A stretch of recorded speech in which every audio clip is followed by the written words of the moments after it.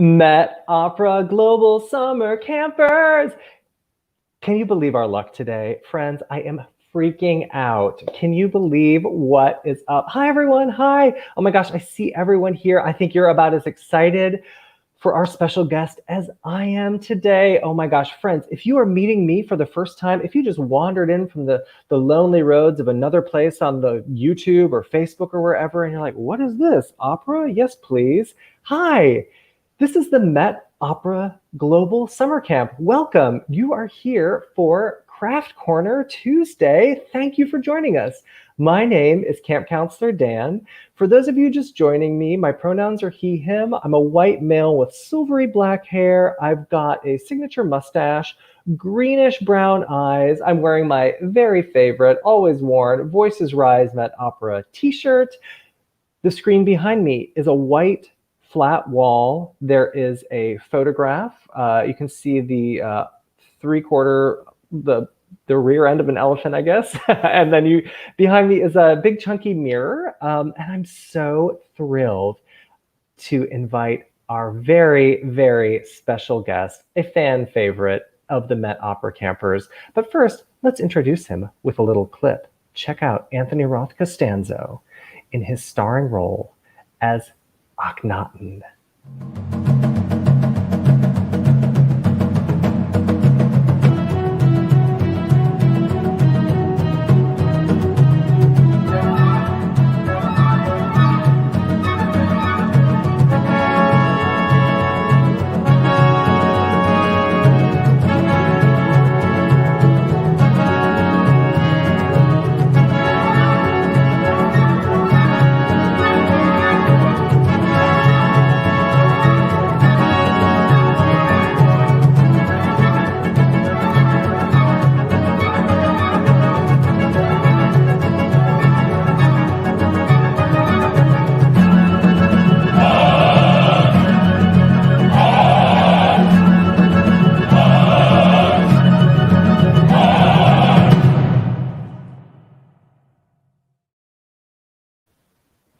Friends, you guessed it, our special guest today is the global opera phenomenon, countertenor, star, Anthony Roth Costanzo. Anthony, I got to get you in here. I'm so excited. I can't wait.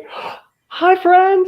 Hey, how are you, Counselor Spider Dan? Spider Dan, you remembered my nom de guerre from our days of first year at camp. Exactly. Oh my gosh. And it's so great to see all of you there. It's so exciting to be back. All of your fans are here, and they are here for one reason only. Well, two reasons. They love hanging out with you, and I think they love baking with you. I mean, baking makes everything better, doesn't it? And I think we can have so much fun today with a little more baking. It's great to see you guys. And I don't know, do you have your ingredients? Do you have everything you need? Do you want to get started? I think you guys should dive in because I am so, my mouth is already watering and I just am ready to watch this.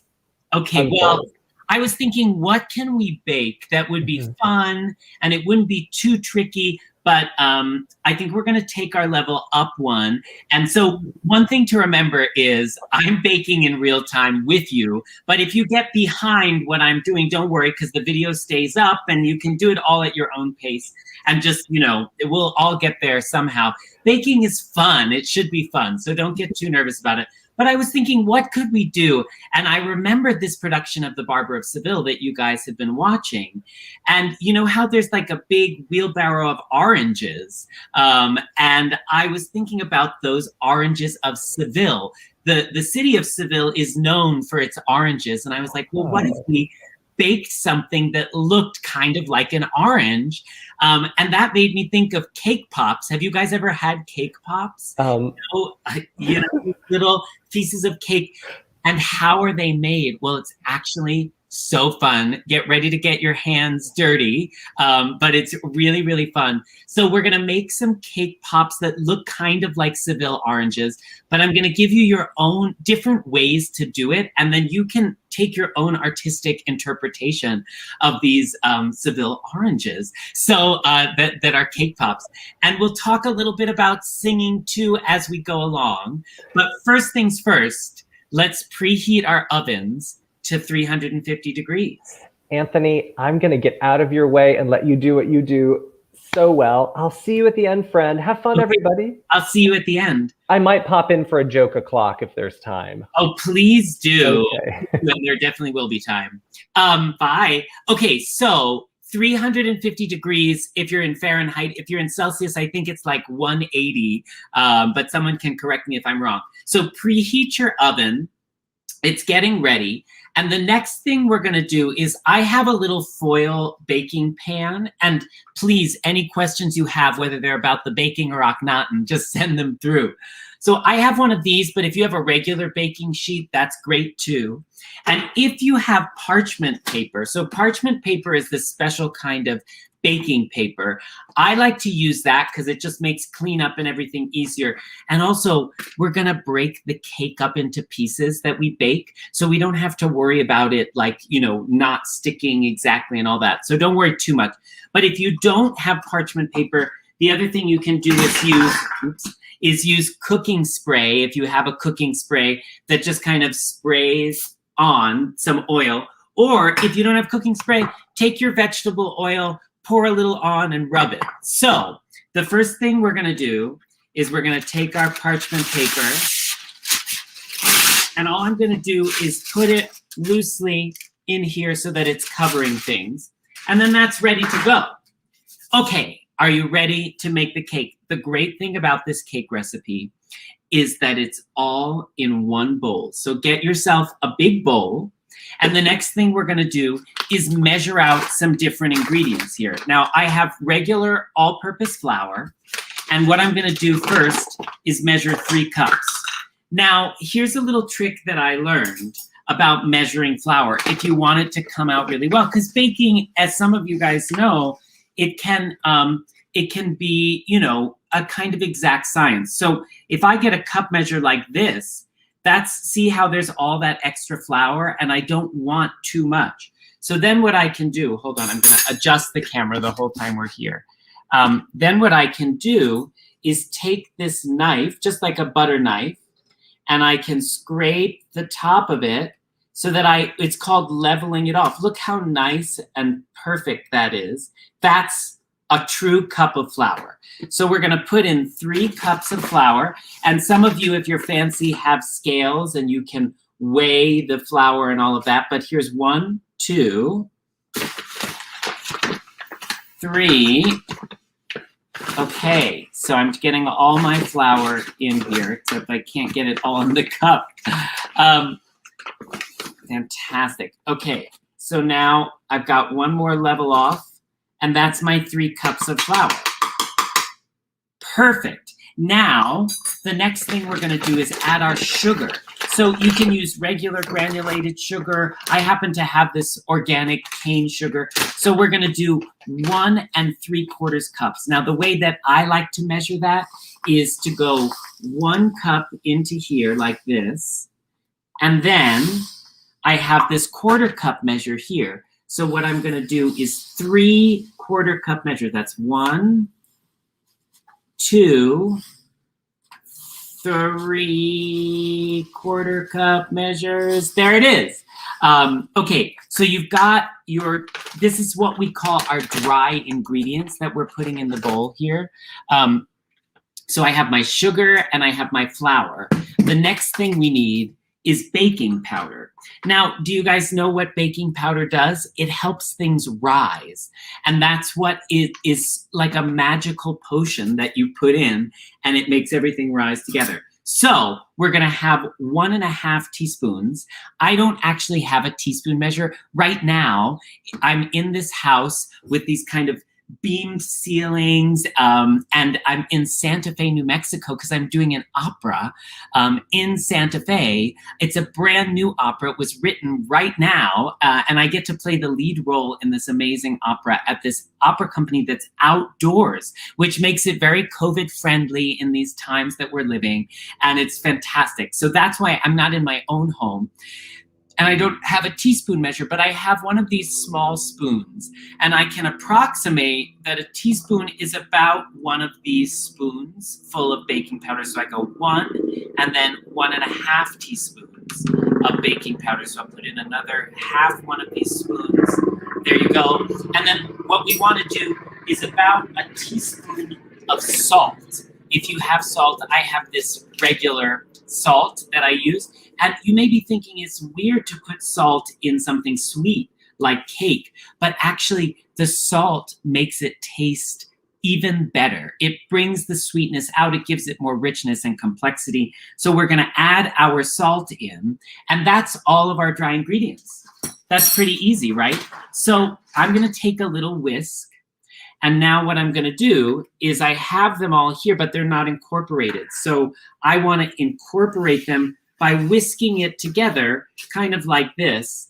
And you see it's all getting incorporated, that baking powder, that salt, that sugar, it's all getting mixed into the same bowl. So now we've mixed our dry ingredients. I'm going to keep going down here on the counter. How are you guys doing? Are you all mixing? Are you putting together your dry ingredients, measuring it out, feeling okay about it? Okay, great. So usually when you make cake, you'd put all the wet ingredients in a different bowl. But this is what I love about this recipe. We get to throw them all in the same bowl. We don't have to get 2 bowls dirty. So the next thing is 4 large eggs. Are you guys good at cracking eggs? I mean, it can be tricky. I think we did this last time, and I have to remember, I'm going to take a chance and see if I can crack it with one hand. Can I do it? Let's see. All right. It's now, I broke it on the bowl. I think I did it. It went in. You see, I'm trying. I mean, you may not want to try this over your bowl, but I basically crack it and then I use my thumb and my pointer to pull it apart. I would say it's an advanced baking thing. So when you're making eggs with your family or something, you can practice this one-handed thing. And don't worry if you have to sort of squeeze a little and the shell crushes in your hand. Just try not to let it fall in. So we've got 4 large eggs that are going into our wet ingredients, our dry ingredients rather, and we're going to put all of the wet ingredients in before we even stir. So here's the 4th egg. I've done them all with one hand. I'm very proud of myself today. I think it's good for us all to be proud of ourselves for the little things that we accomplish. Thank you so much. So now next comes, now you can use butter if you want to, or you can use oil. I find the oil easier to use. So I'm going to use 3/4 of a cup. I didn't even wash out my sugar measuring 1/4 of a cup. And so what I have this, you use your vegetable oil. I'm using a little bit of olive oil because that feels like Seville to me. I mean, Spain is the place of olive oil, right? So I'm going to do half and half, and that gives the cake a kind of adult, sophisticated taste. But if you want it to be just like a little birthday cake taste, who doesn't love that? Then just use your regular vegetable oil. So I've measured out 3/4 cup measurements of oil, and that goes right in there. And then I'm going to I have my 1 cup measure, right, that I used with flour. I didn't even wash it out. And I'm going to take milk. I'm going to take a cup of milk, and I'm going to put it into my 1 cup measure. And it's all just sitting here like on top of my dry ingredients, right? And then last but not least, I'm going to put in a teaspoon of vanilla extract. Now, a teaspoon, again, you know that I have to approximate it. I've lost my, oh, there it is. So here is the vanilla extract. Here's my about a teaspoon, and I'm going to put it in there. The thing about vanilla extract is it's so yummy that sometimes I add a tiny bit extra just so there's a little extra vanilla flavor. But you guys do it to taste how you like it. So hopefully you've gotten your wet ingredients in there. You can totally use oat milk. Thank you for that question. Use any milk that you like. It's sort of liquid and it does the same thing. So I love oat milk. Oh my gosh. Have you guys ever warmed up oat milk and then you add a little bit of vanilla and sugar to that? It's so good. It has such a good richness. So yes, oat milk, almond milk, whatever kind of milk substitute you can think of, soy milk, go for it. So we're adding all of our wet ingredients. Now, I'm gonna see if I can show you some of this. Okay, great. And apologizing for the messy counter. I know what I really should learn how to do is to clean up while I go. I'm working on it. Okay, so now this is what it looks like. And I'm gonna just kind of break up the yolks a little bit as I go, and I'm about to now start stirring this. And as I stir it, it's gonna be messy and it's gonna look like, you know, it's not coming together. It's gonna look really messy, but you keep stirring, and you may have to use some of your arm power for this to stir it. But you see now it starts coming together a little more. Now, you see at the bottom of this bowl, there's a lot of these floury pockets. You see that? You wanna make sure you really go deep, and you scrape around, and you get all, see that floury pocket I just exposed back here? You want it to all get very wet. So you're gonna mix, mix, mix. Here you go. And if you don't have a whisk, you can use any kind of spoon. In fact, sometimes it gets stuck in the whisk like this. So I use my finger to sort of push it out of the whisk. And I'm gonna show you another kind of implement that you can use. Again, I don't have all of my usual kitchen equipment here, so that's why I have this tiny little whisk. But I found this spoon that's kind of like a spatula. That's a good thing to use too. So now I'm using that and I'm just mixing it. And you wanna start mixing it using all of the strength that you have. You know, sometimes baking takes strength. The reason that I wanna be mixing it like this, it's starting to look a little more like cake batter, right? But part of the reason I want to keep mixing and using all of the strength that I have to do it is I don't want any lumps. I don't want lumps of flour. I want it to all start being smooth. So you can scrape and move it around and mix it and use your spoon or your whisk. Now, if you had an electric beater, you could also use that, but you don't really need it if you can use your strength. You can see here that it's starting to get smoother, right? Like you don't see a lot of lumps in there. All right, good. So we're mixing, mixing, mixing, mixing, and we're trying to get it to feel and be smooth there. And I'm scraping while I mix. You can see I'm scraping all through it. And now mine is pretty smooth. How is yours doing? Is yours smooth? Is it coming together? Are you getting everything mixed in? Are your hands as dirty as my hands? But yes, it takes a little bit of power. It takes a little bit of, you got to work it carefully. And if it's not working with your whisk, do it with a spoon. You can even do it with a regular spoon. Or if it's just too difficult and you have an electric beater, you can use that too. So now, remember that we have our pan, which is all ready, and we have our oven, which is preheating. Okay, I'm going to see if I can show you this. It's not going to be the most neat thing, but you see I've got my parchment paper here, and it doesn't always sit flush down, but if that's okay, don't worry. Because what we're going to do is we're going to try and pour this cake batter onto the parchment pan. There we go. And I'm scraping it out with this little spoon here so that it all comes out.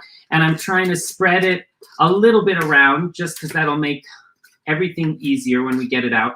And now I'm getting the very last bit of the cake batter out. Hold on, I've almost got it. I don't like to waste anything. Are you like that too? You like to get every single drop out. Okay, so we've got this here. And now, put my bowl down. What I want to do, it's pretty liquid, but it's also kind of sticky liquid. So I'm going to use this spoon to kind of spread it to the edges. And again, we're going to break this cake up so it doesn't need to be perfectly smooth. The heat of the oven is going to help it spread out a little bit. So we're going to push it sort of to the edges here, but I'm not getting too worried about it looking totally perfect, and being perfect. And sometimes it kind of sticks to the paper in weird ways, as you can see over here.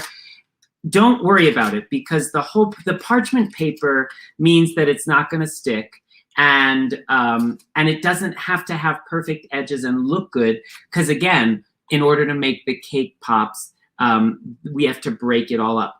The only thing I want to do is try and make sure that there are no spots that are really thick, you know, like where there's a lot of batter, and then other spots that are really thin. So I'm trying to get it pretty even. And I think I've done that. One other thing you can do, I'm just taking all the last bit off here.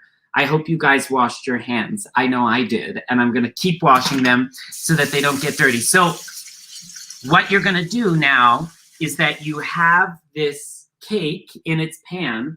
The one other thing you can do to help it spread is just give it a little tap. You see that trick? You pick it up like, I don't know, what is that, 2 inches off the counter, and drop it down. And that also, what you'll see happen, and you probably can't see it too well here, but there are these little like bubbles of air that come up, and that can create little bubbles. So I'm just tapping it here. And then, okay, now I know your parents can help you with the oven if you're not used to working with the oven, because you have to be really careful. Ovens are hot, and I have burned myself so many times, and it's no fun. But I know I have these funny ones in this house that are kind of like a blue silicone. So I'm going to use that to put my cake into the oven. Now, there's my oven down there, and it's got to be a sort of center rack, you know, so you want it to be in the center of your oven. And we're going to put it in, hold on, to make sure I get my oven down. I had to open it with my foot. And then it goes in the center of the oven. We put it in. Now, here's an important thing, because I always forget. You have to set a timer. And this is going to be 20 to 25 minutes. Every oven is a little bit different. But I'm going to set a timer now for 20 minutes. I set it on my phone here, and I say start, and it's going to start in 20 minutes. That should be close to done. And we'll take a look at it together when the 20 minutes is over. So as you're finishing yours, you're getting it in the pan, getting it ready. We put it in the oven. Okay, we have one step done. And we might go a tiny bit over an hour, just because when this comes out in 20 minutes, we have some other things to do to make it look like oranges, right? Now, while it's in the oven, I want to prepare a couple of other things. I'm going to stop for a second. I'm going to pause and ask if anyone has questions, if anyone is thinking about things that, about baking, about opera, about Akhenaten, anything you want to ask, don't hesitate, throw it up in the chat, as we're doing all of this. So, did you guys get white chocolate? I know that was on the ingredients list. You're going to need first this 10 ounces of white chocolate. And there are a couple of different ways that we can make what we're going to make, but I'm going to do it my favorite way, actually. So we're making what's called a ganache. And that's just a fancy word for chocolate melted with a little bit of cream. And we're even going to add a little bit of butter to make it extra yummy. And this is kind of like making an icing for our cake, but you'll see that we're not going to use it exactly like icing. So I bought white chocolate that's in little pieces already, because I found that in the store. So you see I have like all of these little pieces. If you don't have white chocolate chips, or you don't have chocolate in pieces, all you have to do is break your chocolate up into small pieces, or even better is take a knife, any kind of knife, and you can, on the chocolate, you can press down and break the chocolate up with the knife. So I've got my 10 ounces here. If you haven't measured your 10 ounces, if you don't have a scale, either look on the package. So the package that I had was 12 ounces of these white chocolate chips. And so what I did is I did a little math, right? I thought, okay, well, if that's 12 ounces, what is the portion that I need to take away in order for it to work? So I have them, and I put my pieces of candy in a bowl. So work on your chocolate and get that ready. Now, the next thing we're going to do is take 3/4 of a cup. Take your 1/4 cup measure, or if you have a measuring cup that does it differently. My milk measuring cup actually has a 3/4 cup. And I'm going to measure it out. This is heavy cream. Yum. Everyone loves heavy cream. And you're going to take 3/4 of a cup of that, which I have here. And what you're going to do is put it just in a little saucepan, a little pan like this, and you're going to heat it up. Now, you have to be careful when you're heating cream. Let me see if I can put this so you can see what I'm doing. Okay, great. Sorry, it's a little dark over here. I'm just putting it there. And the temptation is to walk away and do the next thing that you have to do. But the problem is that sometimes when you walk away from cream, it burns or it can bubble up, and then it can overflow over the side, and then you have a big mess. So you always want to watch your cream, and you can heat it up like that. So we're going to wait for that to heat. I know it's also very tempting to look at the cake baking in the oven and to open the oven door. But for the most part, you want to let it, especially in the first half of the baking, you kind of want to let it be. So we've got this white chocolate. The other thing I want to add to it is 1.5 tablespoons of butter. So measure, lots of your butter packages will have little tablespoon measures. You see how oh, you can't quite see it, can you? But there's little measurements listed here. It's very small, but it means that you can take your butter and you can put it next to those measurements, and you can measure out about 1.5 tablespoons. So I'm going to do that right now. Here is, and you can always tell that's about 1 tablespoon of butter. And I'm just going to put that right in with my white chocolate. And then I have another half here. And there you go. Now my cream is starting to bubble around the sides. So I'm watching it. I have my eye on it. I'm not walking away from it. And I want it to be kind of bubbling all the way through. I'll take you over to take a look at the cream. Hold on one second. So this is, you can see there are little bubbles around the side, which means that it's warming up. But I want the bubbles to be a little bit more all around. And you'll see sometimes a little film forms on the top. That's not a big deal. But soon now you can see the bubbles they're starting to be all the way through. So be careful of that. But now it's starting to get really warm. And I can also, when I shake it like this, I can see a little smoke coming from it. That's a good sign. And now the bubbles are actually, you can see them starting to appear in the middle of this as well. And that's good. That means it's really warm. So our cream is getting where it needs to be. And as we'll just let it go for 1 more minute to get it really warm. And I have a spoon ready. And then let me just tilt this so you can see it. And then I'll answer a question in a second. So now the cream is really boiling away. You can see it all the way through. And we don't want it to rise up. But now we're going to take this warm cream and we're just going to pour it over the white chocolate and butter. Let it sit there for a minute, because what's happening is that the heat of the cream is going to start to melt this white chocolate and this butter. Isn't that cool? So one of you asked, what is it like singing in 3 languages for Akhenaten? You know, it's so interesting because Akhenaten is in English, Ancient Egyptian, which is a language we don't even know exactly how to pronounce. And then there's also Aramaic and a little bit of Hebrew. And that actually, the chorus sings Hebrew, which it connects to the traditions that Akhenaten inspired. It was kind of like a look toward the future. But Ancient Egyptian, you've all seen hieroglyphs, right? You've seen them, you've probably studied them.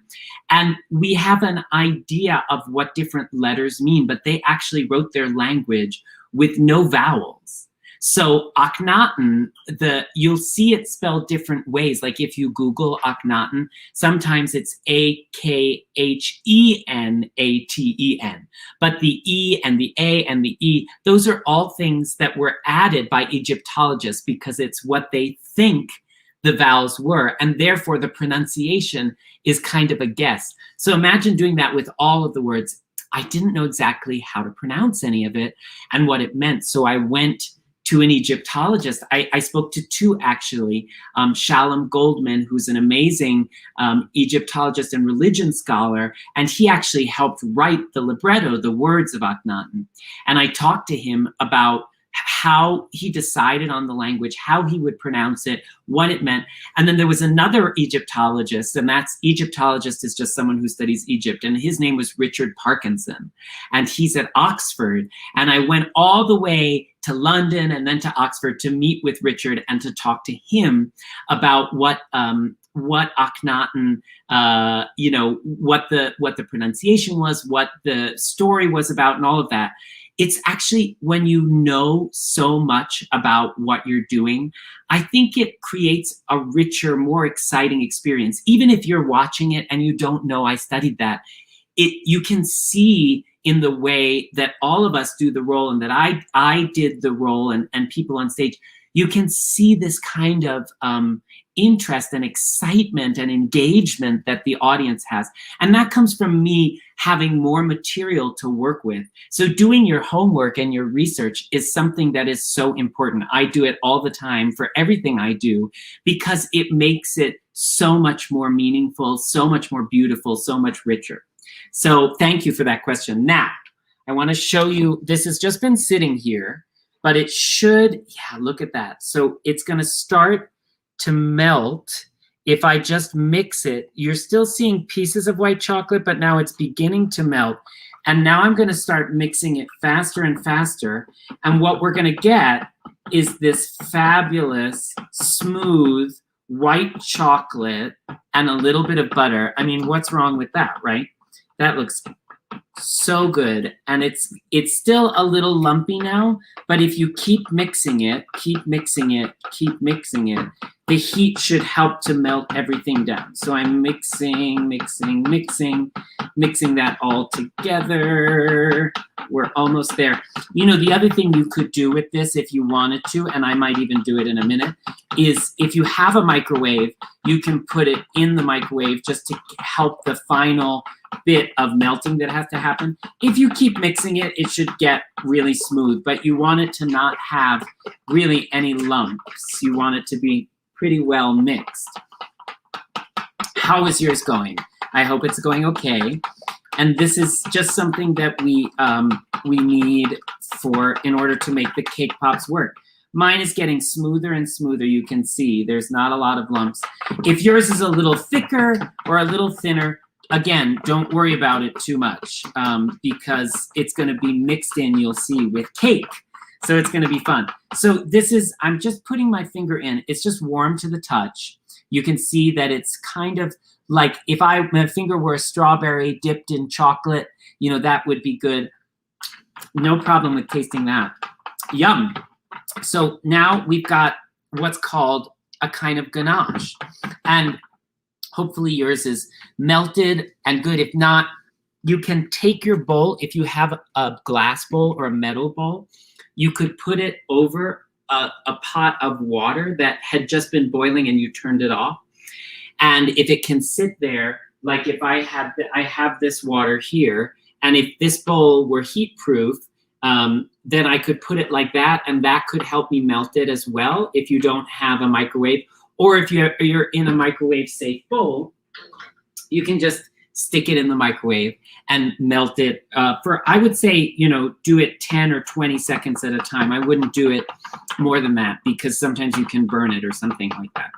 So, okay, so we've got this melted down. Now, I want you to put this, just so it firms up a little bit for the next 10 minutes or so, just put it into the fridge. And that's what I'm going to do with mine.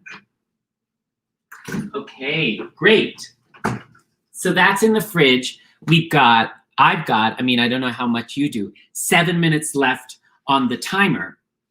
So I'm just thinking about how, yeah. So I think what I want to do now is just give you a little sense of how singing works with the 7 minutes that we have left while our cake is in the oven before we check it.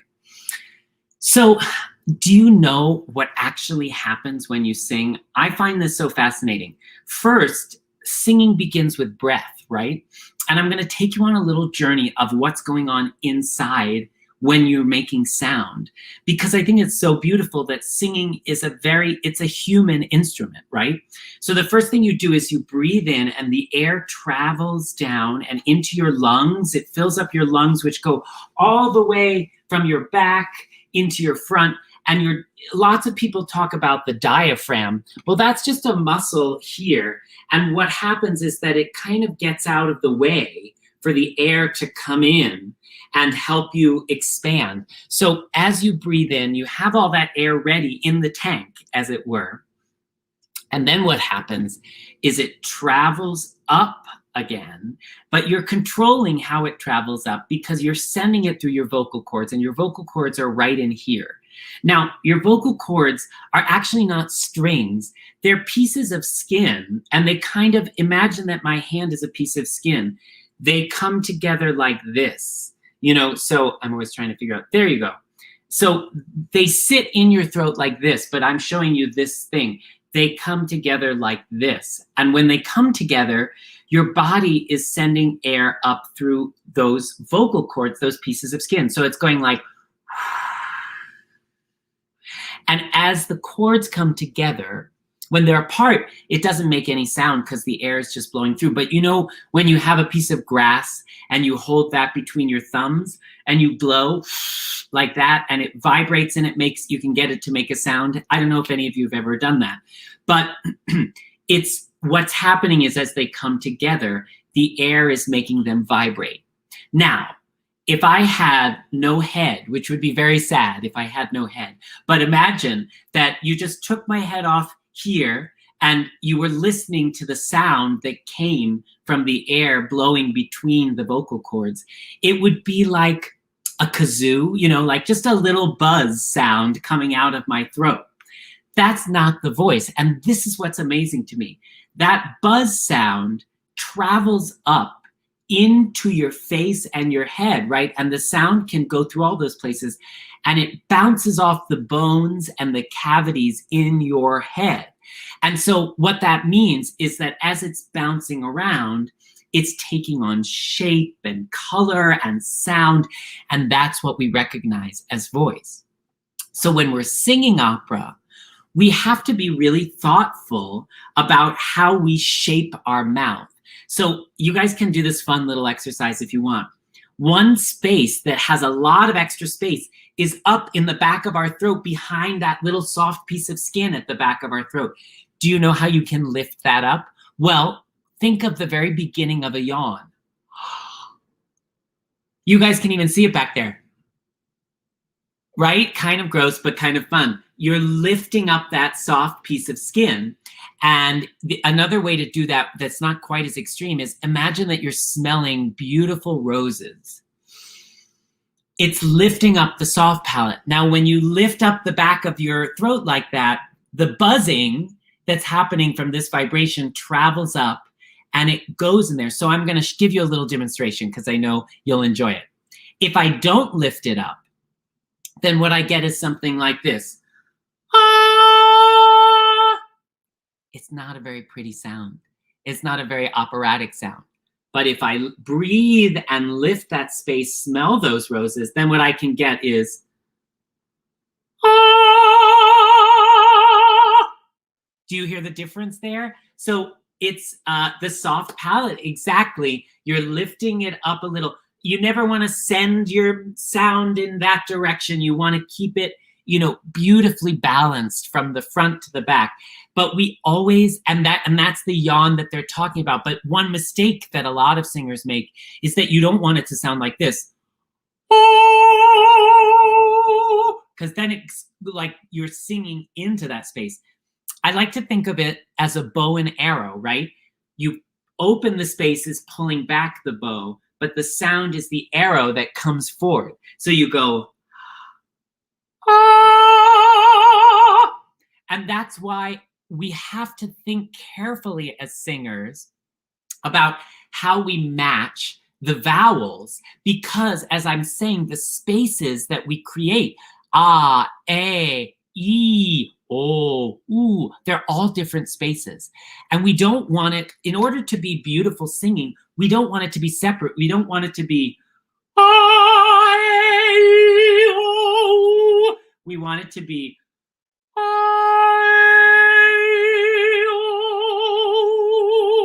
so you can hear all the vowels distinctly, but there's actually very little happening there. So when you're listening to the Barbiere of Seville this week, I want you to think about that. When she sings una voce poco fa, there's a lot of vowels in there, right? Una voce poco fa.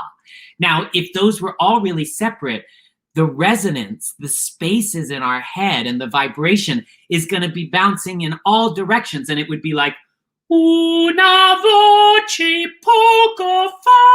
We don't want that. We want, una voce poco fa, qui nel cor. And it goes on. So that's what we're thinking about as singers, is how can we make them match a little bit better, right? And so listen, when you're listening to these great singers that the Met has, think of the decades that it takes to figure out what sounds best. And every body, every mouth, every throat, every breath and body that breathes the breath is different. So everyone has to work with their teachers, with their coaches, with their pianists, and they have to figure out, does it sound good? Because of course you hear it different than I hear it. So what sounds best? How does it work? And then they have to keep that thought going through the language, through the acting, through the production. And that's the excitement of opera. So if you guys have any questions about that singing, that mini singing lesson, let me know, and I will answer them all. And think about it. Just imagine all that's happening in someone's body when you're watching them sing. Okay, 3, 2, 1. My timer is going off. I'm going to take a look at my cake and see where it is. So I'm looking in. I've opened the oven. And what I'm doing, I'll show you just to see if it's ready. See if you can see it. You can see it here. I'm just taking my finger and being really careful not to burn myself. But I'm just seeing, does it bounce back yet? And I think it does. You can see it's kind of, it feels pretty much done there. And it's okay if it's not completely done, but I'm just going to give it one more minute. And what we're going to do is when yours is done, it might take 25 minutes. It might look too, the other thing you can do is you can shake it a little bit just to see, does it wobble in the middle? And if it wobbles in the middle, that means it's not done. So I'm going to take my cake out.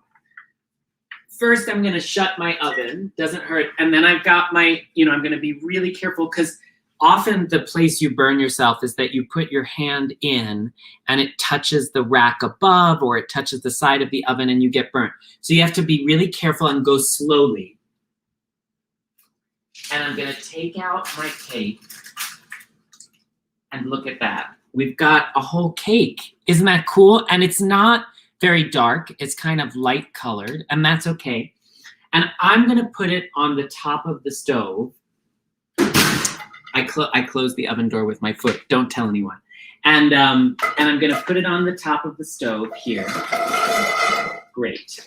And what we're going to do is we're going to let that cool for a second. If you can fit it in your refrigerator, and just put these pot holders underneath it so it doesn't burn anything, then it'll cool even quicker. And I might move ahead as we're doing this a little bit quicker. We're going to let it cool for a few minutes, but you might want to let it cool for a whole 15 minutes. So I'm going to show you everything that comes next. But just so you know, make sure your cake is cool, because you're going to be dealing with hot cake. And Okay, I want you to be careful. So, next thing, we're gonna start getting ready for our icing, which means we're gonna take our next, however much white chocolate you have left, we're gonna take the next bit of that and we're gonna put it in a bowl to melt. Now, I'm gonna put this in the microwave because I think it's a little bit easier. So I've got my white chocolate in a bowl and I've got a little spoon that I'm gonna use to cook it. And I recommend starting first with just 30 seconds. So you have to be watching this all. And I'm gonna put on 30 seconds and I'm starting my microwave. Now, if you don't have a microwave, the other thing you can do, as I was mentioning, is take a bowl that's heat proof and heat up some water, and you're gonna put the bowl over the water, as I was showing you earlier. Of course, I can't remember where it was, but you get a bowl that fits nicely and you put it over, and then you just stir it, and you can bring the water to a boil and shut it off, and the steam will be enough to slowly melt the chocolate. Now, why are we doing this in small increments and going slow? You can see I've taken it out and it looks like almost nothing has happened, but I'm just gonna move it around so that the heat is distributing well. Nothing is very melty yet, but we wanna go slow because chocolate can burn. The other advice that I have for you, because I've made this mistake, make sure whatever bowl you're melting chocolate in is totally dry, because water is the enemy of chocolate and it makes it seize up and get kind of yucky. So, okay, so I'm gonna melt this again for 30 more seconds. We're gonna put that in. Now, as we're melting it, what we're gonna do, we're gonna get it nice and melty, and then we're gonna make the cake balls, and then we'll probably have to remelt it. But I'm just using the time while it's here to melt it down. And you will see how our cake is doing. I'm just moving my parchment. I'm being very careful because it's still a little warm, but I'm moving it over to the counter. See, here's my whole cake. Because taking it out of this hot pan will help it cool a little bit. Okay, here's this. So again, it's not fully melted yet. But now you can see that it's starting to be a little bit softer. But you know, microwaves don't heat everything evenly, so I'm gonna move it all around. It gets clumpy, and don't worry about that. And I'm gonna get it, here we go, fantastic. And then I'm gonna put it back in the microwave for another 30 seconds. And we'll keep it going. Now, I wanna give you guys 2 different ways for the icing to be orange. I don't know what kind of food coloring you have. I have this water-based food coloring, which, because I told you water and chocolate aren't friendly, we're gonna have to make it possible for it to combine. But the other thing you could do is you could coat these cake balls white, and then you put a little orange food coloring on a paper towel and use the paper towel like a paintbrush and make the oranges orange that way, which is so fun. I'm gonna show you both different ways how to do it. So I'm gonna check my chocolate here one more time. It's starting to get more and more melted. Be careful that you always check the temperature of the bowl, that it's not too hot. Now, the other thing I want you to do with this, your white chocolate, is it's melting, but you see how thick it is? We want this to be able to easily coat a cake pop. So I'm gonna take a little bit of vegetable oil. I would say, like, start with a tablespoon and maybe 2 tablespoons, depending on how it looks. And you're gonna add that to your white chocolate. And what that's gonna do is it's gonna help thin it out. You're gonna see it make it kind of smooth and nice, and you wanna stir that all in. And I'm gonna leave this for right now, but I'll probably put it in the microwave one more time before we're ready to use it. But that's my little trick. Adding the vegetable oil makes the white chocolate, and I'm gonna show you in a second once I get it all incorporated here. It makes it easier to coat something. And once it all cools down and dries up, you're not going to be able to tell. So yeah, you can see now it's a little bit smoother, right? And that's the advantage of having it. Now, my cake is still pretty warm, but it's easy enough for me to handle. You might want to wait longer because I don't want you to burn your hands. But in the interest of time, I'm going to show you what we're going to do. I have a bowl, and this is the really fun part, you guys. I get to just break the cake with my hands in pieces. I don't have to worry about anything, and I put it into the bowl. And I'm going to do about half at a time just because I think it's easier to not work with the whole thing. So I'm just breaking off pieces of this beautiful cake that we made, and I am putting it into the bowl. I mean, it's so easy and it's so fun. And so I'm taking about half of my cake. Again, it's not exact, but I'm taking it in little pieces here. It's so much fun, you guys. It's like you get to bake a cake and then you get to break it up with your hands. So I've got about half of the cake in here. Okay, and I'm gonna move this other half over and let it keep cooling. And then what I want to do is get a new piece of parchment paper ready on the counter. Okay, ready to go.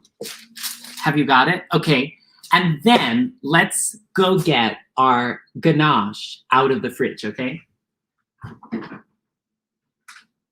So,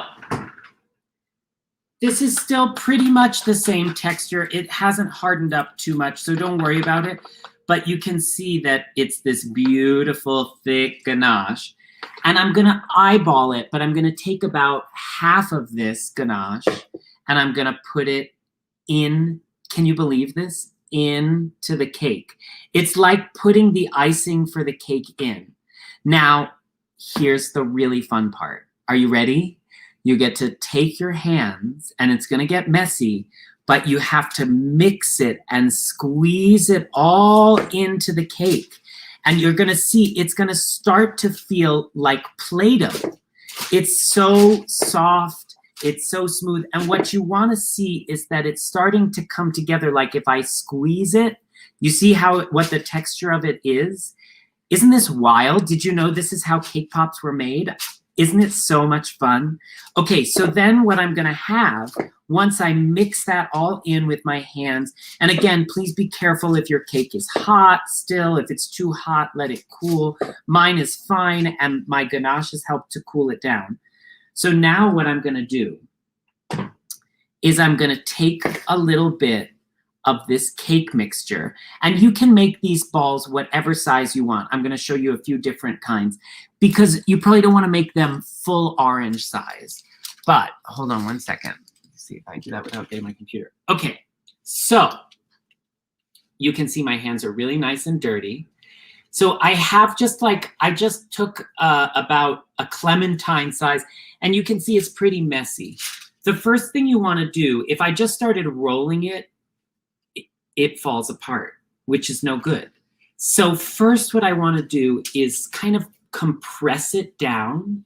And I'm kind of pushing it with my hand. It almost looks like a little disc, right? But that's helping all the cake pieces come together. Now, if you're doing this and you see it's cracking and it's dry, it feels dry, add some more ganache in and mix it a little more until you get a consistency that feels like Play-Doh. Because what you should be able to do once you compress it like that is that you have to roll it between your hands. And then what you can get as you roll it, and the warmth of your hands will help this a little bit. Look at that little, isn't that a cute little ball? It's like a little orange, right? It's like a mini little orange. So I'm gonna do another one just so you're here with me and we're doing this together. And so again, as it comes together, you'll see it's really rough like that. And if I were to just start rolling it like this, it doesn't work. So first you have to kind of compress it. And if you guys wanna make smaller ones too, you can absolutely do that. You can make, you know, most cake pops, they are like the size of a lollipop. So you can press together a small little bit, and then I'm kind of using the palm of my hands to press in, make sure that everything is nicely compacted. And then once it is, I can start rolling, and there we go. It's a little ball. Isn't this so fun?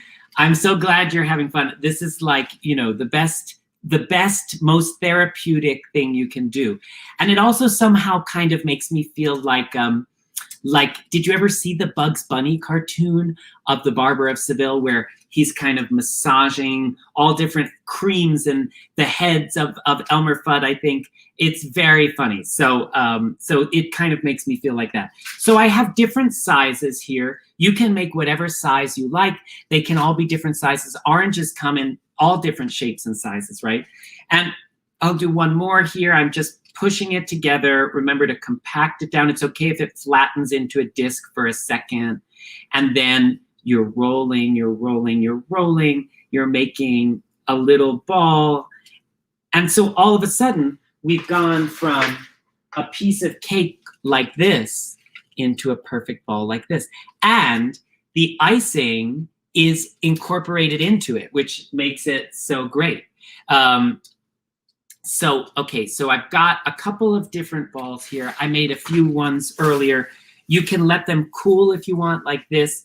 They're not all perfect. I mean, they have little imperfections, but if you ever get an orange from the grocery store, it has imperfections too. And I actually like the texture on these, because when you coat them, they're gonna look kind of like the texture of an orange, right? So we have our cake balls here. You can keep going with that. There's a whole nother half cake thing. There's more ganache. So you can make as many cake balls as you want. Now, there are two options here about coating them. Sorry, I'm just taking a quick rinse of my hands so that I can continue on. But there are two options. You remember we melted down that white chocolate, right? And we added a little bit of oil so that it was nice and loose. Mine is still pretty loose. It's cooling a little bit. I might put it back in the microwave, but it's still in pretty good shape. So if you had a skewer or a lollipop stick, I don't, and I'm not so worried about it. What you could do, you're gonna coat them, right, in the white liquid. So what I'm gonna do, see if I can show you one, is make a white one first that's totally white. So I'm gonna take this cake ball that I just made. Let me see if I can do this. Okay, I'm gonna take the cake ball that I just made, and I'm going to coat it. This is so fun. I have a spoon here to help, but I also have a fork, because the fork has little tines, right, that it can lift out of. So I'm gonna put it, are you ready? In to the white chocolate, and I'm gonna coat it like this, just turn it around. Then I'm gonna use the spoon to put it on the fork, and you'll see some things are shaking off, but there it is, covered in white, and I'm gonna put it on a piece of parchment. Now, for you guys, just let this dry on the counter. I'm gonna throw it in the freezer. One second.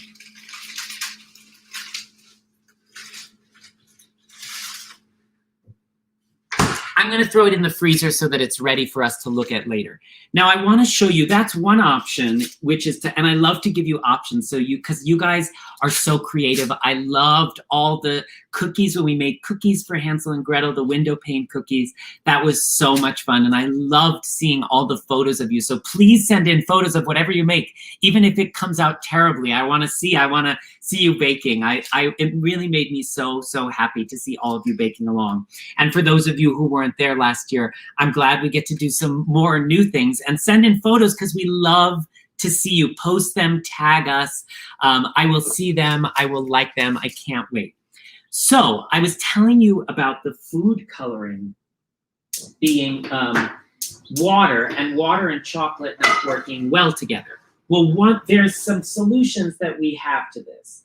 One of them is, I want to heat a little water. You can heat that water either in a pot, or you can heat it on the stove like I'm doing.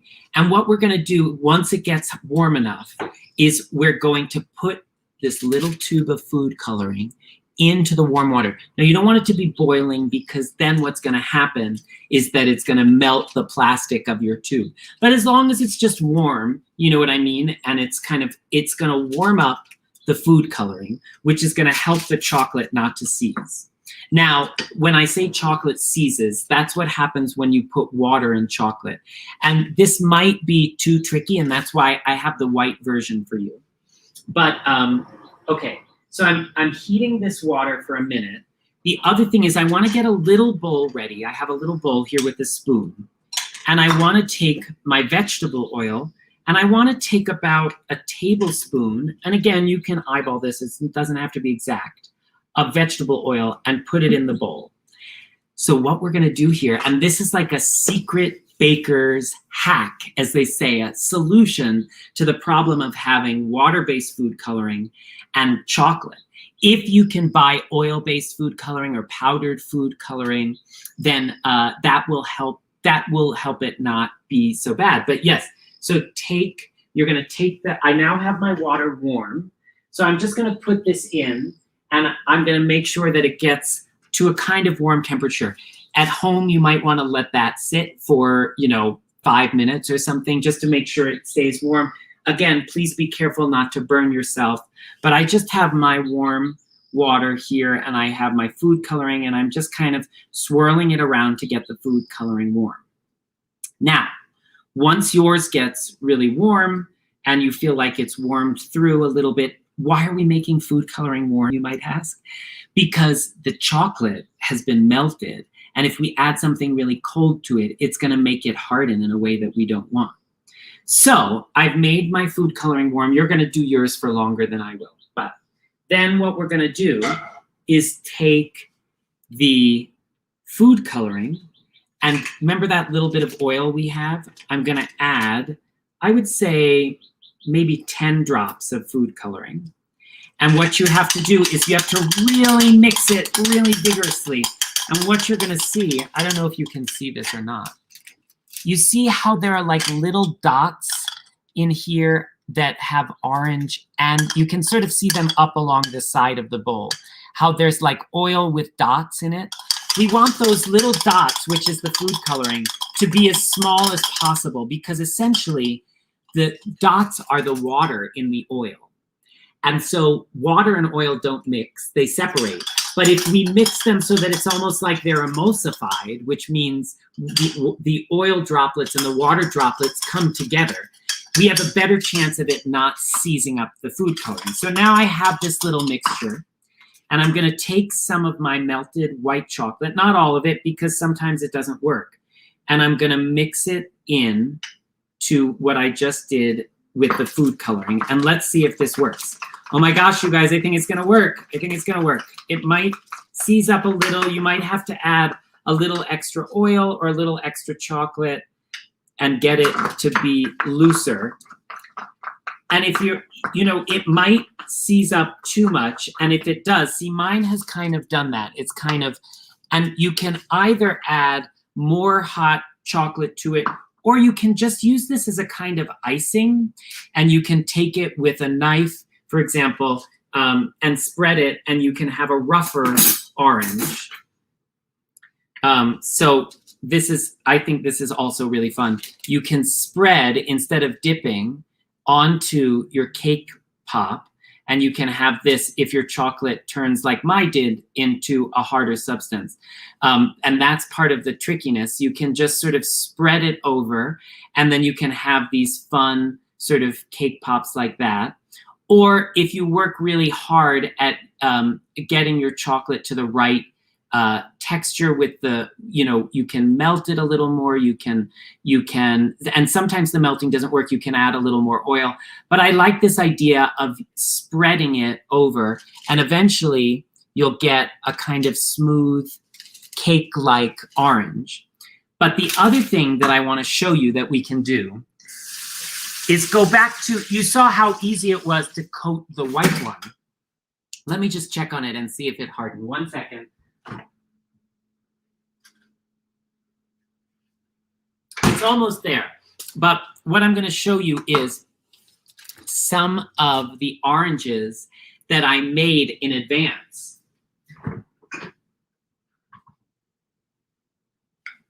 I did get, are you ready? Look at these little oranges, aren't they cute? And if you have a piece of mint, you can add it to the top and then it looks like a real orange. Isn't that so fun? So imagine that these ones that I made earlier were white, okay? And they're not so, these are more orange. And when they get a little sort of spot to sit on, but that's okay. So imagine that this is white. You want to take your orange food coloring. Now, where did I put my food coloring? Are you guys like this when you bake? I always am losing things. Okay, I've got my orange food coloring. And I'm going to take a piece of paper towel. And so what you can do is you're going to put actually, I'll do it this way.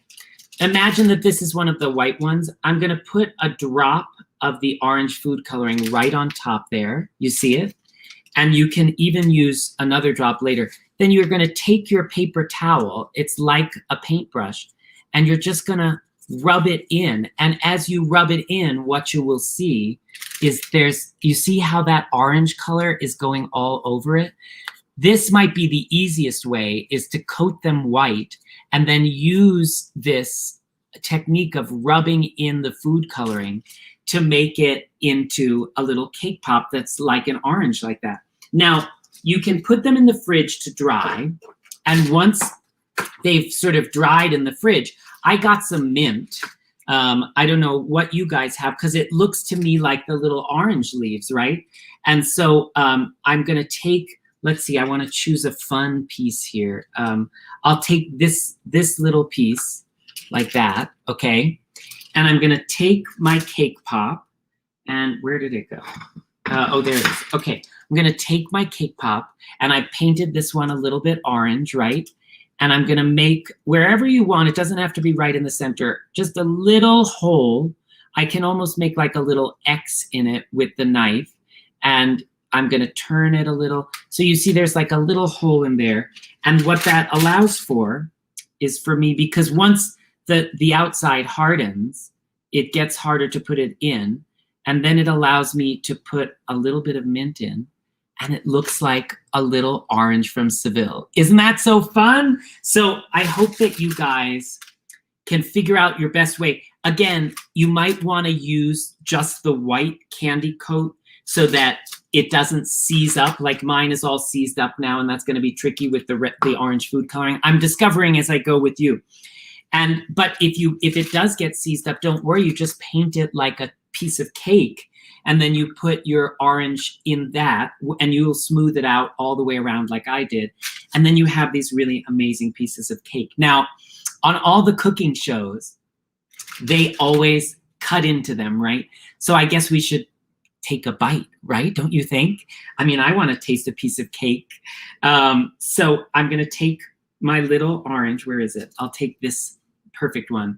Now, while I'm cutting into this, if you guys have any last questions about singing, about opera, or anything, let me know. So I'm going to take this, and I'm going to be really careful with the knife here, but I'm just going to cut into the cake pop. Oh my gosh, you guys, this feels so, look at that. Isn't that fun? And it's got the white chocolate on the outside, and then, so good. And the cake isn't too sweet because the outside, sorry, I'm chewing and talking at the same time.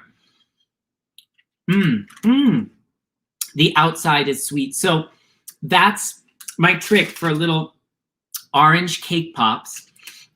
They're super cute. I hope they remind you of Seville. It's so delicious. You can make them for your friends. If you make little small ones, you know, you can make them on you can put them on a popsicle stick, and you can dip the popsicle stick in, and you can just put them in a little glass to dry. It's really so much fun. It's so much fun to work with that cake ganache mixture to break up your cakes. You guys are going to have so much fun making these little cake balls. And, you know, if all fails and you have this icing disaster I did again, have fun spreading it out and making it into an abstract orange, like in a painting or something like that. And then add a little piece of a little piece of parchment. Let me just see if the white one is done. Yeah, okay. Let's just do one last thing. Let's test this out. So here's one thing to note. You remember how I put this down on the parchment? You see how there's all of this stuff around it? It's really easy to just break off the extra white chocolate that hardened. And that way you don't have those little, what I call legs on them. So now I have this little white ball, and I'm gonna see how this works with the orange food coloring. I'm gonna put a little bit on it, and I'm gonna take, it looks like it's gonna roll off, but as soon as you take your paper towel and you rub it on, you see it's starting to become orange. So if you just coat yours in white and then you rub on the orange, then you're ready to go. And you can do as many coats of food coloring as you want. But you can see that it takes on a beautiful kind of like I painted it orange. You can also, it works with a paintbrush, but it works almost better with this paper towel. So make your oranges however you want. You can also just make white oranges. You can make chocolate covered oranges. You can make them anything you want. One of the beautiful things about opera and art is it's about the freedom to express yourself. So make them look however you want them to look. Just have a good time and they'll be delicious. It's been so much fun to be here with you, to talk to you a little bit about singing, to bake together again. I hope you enjoyed it, and send me any questions. I can't wait to see your photos on Instagram. And it's been great to be with you guys again. Hey, Spider Dan. Oh my gosh, Anthony, you never cease to amaze me. Oh my goodness, I am so hungry right now from having watched that wonderful demonstration. Anthony, you are getting so much love from our campers, who I think were honestly very busy baking. They did have a lot of questions early on, but the questions kind of draw legend. I think my favorite comment so far was someone said, "This man is a gift to humanity and baking." Well, I am so grateful for that. You all. I love doing it with you just as much. So, Anthony, quick question before we say goodbye. Two questions that came up. Campers want to know about the opera that you are in right now in Santa Fe, and they want to know when and how they could hear you sing possibly an Akhenaten. And I know we had a big release this week, so maybe you could talk a little bit about that. Yes. Okay. Well, the opera I'm doing in Santa Fe is called The Lord of Cries, and it's a world premiere, which means it was just written just now by a composer named John Corigliano, who's an amazing composer. And so it's actually the story of a Greek tragedy called The Bacchae by Euripides, but it's combined with the story of Dracula. So I actually play Dracula, and it's so much fun. I have capes, and it's a beautiful opera. So if you're anywhere near Santa Fe and want to come, please join us. But also, to answer your question, Akhenaten is finally out on DVD and CD. That means you can stream it, you can go on iTunes, you can download the DVD, you can buy a DVD on, the internet, you can listen on Spotify or whatever you listen to music on, so you can hear us there. But I have to say, the most exciting thing about Akhenaten is seeing it in person. There's nothing like live performance. And it's coming back. It's going to be back in May of 22, which is a little less than a year away. And on August 9th, for all of your parents buying tickets, the tickets go on sale. And I know I'm only saying that because last time they went really fast and we sold out. So if you're thinking about a trip to New York, and that's something that you can do, come see it live. But if not, watch the DVD, listen to the CD. It's available on all of these devices. And it is, I'm not trying to sound like an advertisement. It's just so much fun to watch. And I know people like to watch it over and over and find different things. And so I know I do too. So you can see it all online. Anthony, I can't wait to see you again, to give you a hug in person, to thank you for your generosity to us and to our campers, for sharing your love of baking and your knowledge about the the mechanics of the human voice with all of our campers. I learned so much today. It was like a baking lesson, a singing lesson, a chemistry lesson. We got so much. We love you. We're so, so delighted that you're part of this Met Opera Global Summer Camp community. And we'll see you very soon, my friend. Thank you so much. Love you all. And I'll see you soon. Be well. Bye, Anthony. What just happened? Oh my gosh. Thank you, Anthony. That was so much fun. I know Anthony is just about the best. And you know what we always say, what makes someone a true star in my book is somebody who takes time out of their incredibly busy life to spend time with young people to talk about their love of opera. Doesn't that make you love Anthony even more? I mean, yes, I'm totally fanboying. Absolutely, Kyrit, 100%. Anthony, thank you, thank you. Okay, friends, we have a little housekeeping because we ran over, but totally worth it. Am I right? Okay, coming up in about 15 minutes, my friends, we have a sing-along with Camp Counselor Aaron. Okay, so Mr. Aaron, you have the link in the Google Classroom. It's also probably the next video on YouTube or on Facebook. Just go grab a snack. Maybe you finished your cake pop. Maybe you're gonna enjoy a cake pop while you sing. Great, we'll see you and Mr. Aaron in about 14 minutes now. Okay, one quick thing to remind all of you that you can begin watching the Met's production of Rossini's Il Barbiere di Siviglia tomorrow, Wednesday, July 28th at 5 p.m. Eastern, that's New York City time, until Friday at 5 p.m. Eastern. And you can stream them directly from the summer camp website. Okay, and then I want to just give you guys all a little teaser about our special guest for Artist Chat tomorrow. So our Artist Chat friend is a tenor superstar. He is a star of the Met's Barbiere di Siviglia that you are about to watch tomorrow. And let me just introduce tenor Lawrence Brownlee with this little fun video he just posted on the internet. Here's Lawrence. Frau, wie seine Sonnen fliegen, froh wie seine Frau. Hey! Beethoven better quit playing with me. So tomorrow is your chance to meet tenor Lawrence. Wasn't that amazing? Tomorrow is your chance to meet tenor Lawrence Brownlee here in the Met Opera Global Summer Camp Artist Chat. And we're going to talk all about playing Count Almaviva in Rossini's Barber of Seville. We're going to talk about his amazing career and life in music. And he is, as all opera singers, sensationally busy and wonderfully kind. And he's taking time to answer your questions. So please submit some questions using the Jotform link in your Google Classroom. Okay, friends, one last little piece of business before we head over to hang out with Mr. Aaron. And I'm sure you're wondering what happened to our creativity challenge today. I was wondering, we have one last creativity challenge from Ms. B. Now, if you're missing this now, I see that some of you have ducked out to probably go get ready for sing-along. But let's take a look at what Miss B is throwing down this week. And friends, remember, you can always view this creativity challenge video in the Google Classroom. Here's Miss B. Hey campers, it's me, Miss B, and I'm back for week 4, the final week of Met's Global Summer Camp.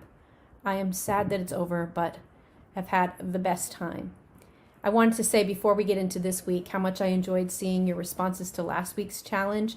Those disguises as the opposite of yourself, they were great.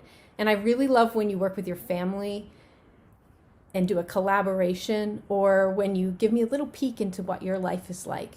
To me, that's part of what makes Global Summer Camp so fun. It's like traveling the world from my house. This week, you're going to be learning and watching all about the Barber of Seville. It's Rossini again, so there will be love triangles, deception, confusion, disguises. This week, we're going to focus on the confusion that was brought about by some letter writing. At the beginning of the opera, the barber, Figaro, encourages Rosina to write a love letter to Lindoro, who's actually the count. Already, you can see that this is going to get crazy. So she sends her love letters, she gets a love letter in return, and then later on, some of the letters are used to give her confusion about what's really going on. And I was thinking the whole time, if they just had some really great letterhead or stationery or used the postal service, they could have avoided a lot of this confusion. So this week, your challenge is going to be to design some stationery for one of the characters in the opera. It can be one of the letter writers, but it could be anyone, you decide. Or you could even design one for yourself. I love when you bring yourself into the show. So I have some of my own personal stationery here. This is a card that has a gold bumblebee, since people call me Ms. B. I use this when I'm sending out letters. So the image might be related to what the character's about, or in my case, the sound of my name. But it's totally up to you. What imagery and text could you use so that the receiver, the recipient of the letter, would know who it was coming from? Now, the second part of the challenge is about stamps, postage. In the United States, we have postage that is beautifully designed by artists to celebrate all different kinds of things. Here's a sheet of stamps of wild orchids. I also have some stamps of dinosaurs. And a lot of times the stamps will celebrate an artist. These are some Igor Stravinsky stamps that I have from back in 1982, which probably sounds like a really long time ago to you. Part of the stamp design is thinking about how all the stamps look together. Here's some celebrating lunar exploration. When they're all together, they make a picture, but you tear one piece off and send it out. I think they're a lot of fun. Now, as a bonus, I'd love to see if you would send pictures of what the postage looks like where you're from, or if you have any stamps that you collect yourself. Maybe that's just something older people do. I don't know, but I have a lot of stamps. I love them. It's like little tiny artworks. Also, I want you to design a sheet of stamps, either for this opera or for Met's Global Summer Camp the whole camp, all 4 weeks. It could be about the operas, the counselors, the music, the performances, all the experiences you had with your counselors, anything that you want to commemorate about this week. I'd love to see you do that by making a sheet of commemorative stamps. That's your bonus challenge. And also, again, if you would send me pictures of postage from where you're from, I would love to see it, because for me, this camp has been like traveling the world from my living room, and I have loved every minute of it. Have a great week. Enjoy all the fun activities that are planned for you, and I'll see you Friday for the showcase. Oh my God, bye, Miss B. Thank you so much. Friends, you have your marching orders from Miss B. You have to come up with, as Dancing Cat says, camp stamps. Okay, kids, we got about 7 minutes to get ourselves over the joy of having just met Anthony Roth Costanzo and into the headspace of a sing-along with Mr. Aaron. Go warm up your vocal cords. Oh, no, wait, we're going to do that together. I'll see you all in a very quick moment. Bye.